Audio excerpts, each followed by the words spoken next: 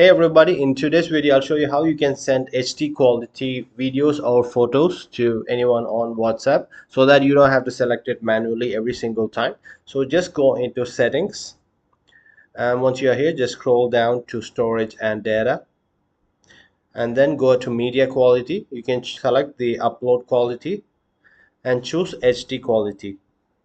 So what happens is once you start sending any images or videos, it will be automatically sent in an HD mode. So I'll show you. For example, just go into chats and choose anyone, click the plus sign, and then choose photos. So choose any picture that you want to send. You can see that it's automatically selecting HD and we don't have to manually choose it. So just go ahead and send. As you can see, the images are now sent in HD and you don't have to do any manual changes. So if you guys found this video helpful, do like and also subscribe to my channel. I make amazing tech tutorials. Thank you so much. Have a nice day.